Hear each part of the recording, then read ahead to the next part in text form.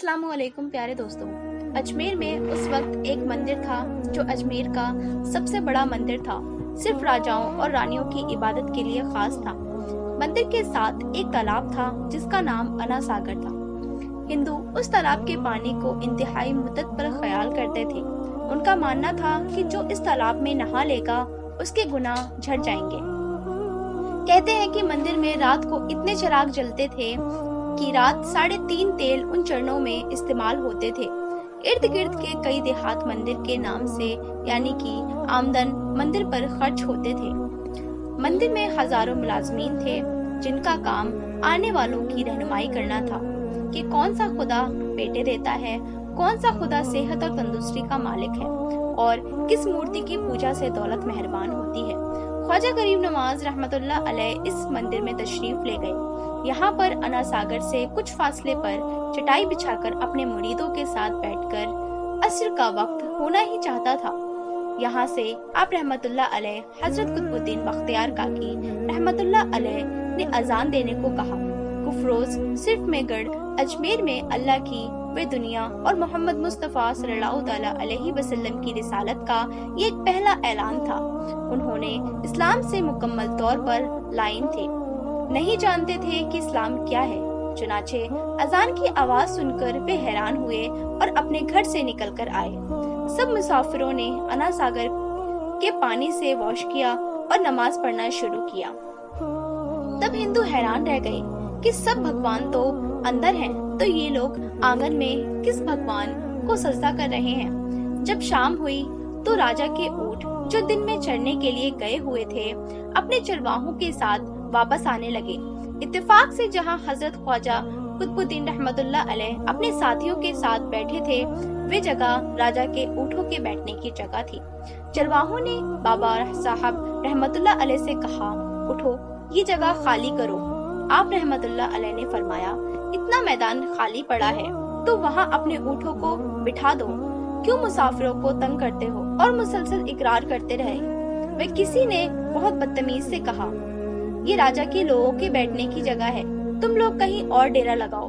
आपने उठते हुए रहमतुल्लाह अलैह कुतुबुद्दीन से फरमाया, ये कह रहे हैं कि यहाँ से उठ जाएं और ये ऊँटों के बैठने की जगह है और ये जगह खाली करें।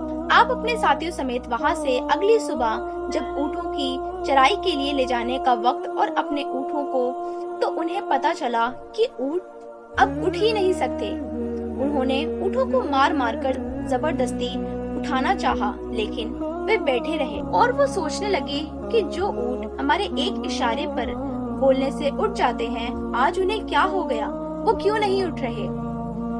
आखिर उन्हें याद आया कि कल उस मुसाफिर फकीर ने कहा था कि चलो अब इन ऊँट को ही यहाँ बैठे रहने दो। फिर कुछ देर बाद सब लोग इकट्ठा होना शुरू हो गए। कोई कह रहा था कि कोई जादूगर है, किसी ने फैसला किया कि कोई भगवान का अवतार है। धीरे धीरे बात राजा तक पहुंच गई कि मुसाफिर ने राजा के ऊँटों पर जादू कर दिया है। राजा ने ख्वाजा साहब को पैगाम भेजा, तब कहा ये बेचारे भूखे प्यासे बैठे हुए हैं और यहाँ पर बैठे बैठे मर जाएंगे, इसलिए मेहरबानी करके अपना जादू वापस ले लो। तो आप रहमतुल्लाह अलैह ने फरमाया, हम मुसलमान हैं और मुसलमान बद्दुआ नहीं करते, ना ही जादू करते हैं। वो ऊँट हमारे हुक्म से बैठे हैं, उन्हीं के हुक्म से खड़े होंगे। अब चरवाहों ने जाकर ऊँट को उठाया तो ऊँट फौरन उठ गए। हिंदुओं के अनुसार में 5 अजान और नमाज अदा की जाती है। राजा तक ये बात पहुंच गई कि कुछ फकीर आए हैं जो मुसलमान हैं, 5 वक्त अजान देते हैं और हमारे पवित्र तालाब को हाथ मुंह धोकर नापाक करते हैं और तो और हमारे धर्म के खिलाफ बातें करते हैं। कहते हैं कि ये मूर्तियां पूजने के काबिल नहीं, पत्थर हैं, इसलिए उन्हें यहाँ से उठाया जाना चाहिए। राजा ने फकीर को पैगाम भिजवाया कि तुम लोग मांस खाते हो, हमारे धर्म के खिलाफ बोलते हो और तो और हमारे पास आपको अपने हाथ डाल पर अपने हाथ से पानी नापाक करते हो, जो हम बर्दाश्त नहीं कर सकते, इसलिए तुम लोग यहाँ से चले जाओ। तो आपने फरमाया, और भी तो इतनी दुनिया आती है, हमारे पानी लेने से कौन सी कमी हो जाएगी। लेकिन वे कहने लगे कि वे सब हमारे अपने धर्म के लोग हैं और तुम दूसरे धर्म के हो। शायद तुम लोगों ने तालाब को नापाक किया तो हम सख्ती से पेश आएंगे।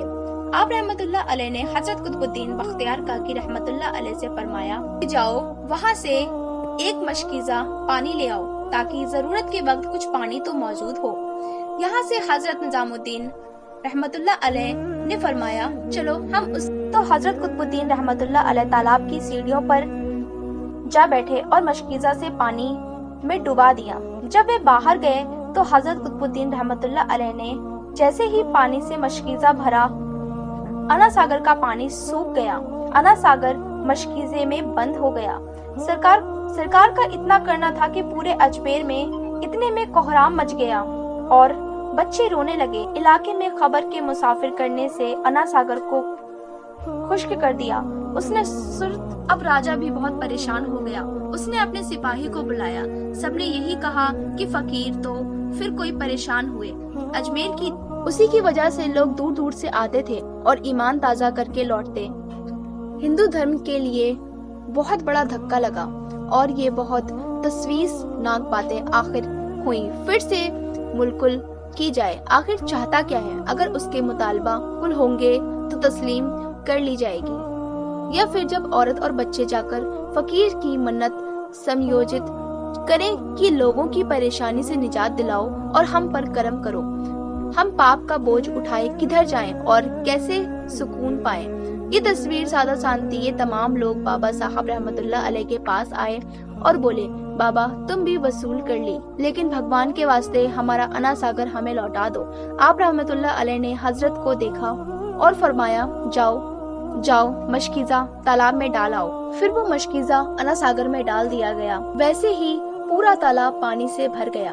उसी शाम 32,000 हिंदू कलमा पढ़कर मुसलमान हुए थे। सुभान अल्लाह। उन हिंदुओं की मुसलमान हो जाने से हिंदू पंडित और आम हिंदुओं में भी खैफियत आ गई और मानो एक बड़ा तूफान खड़ा हो गया।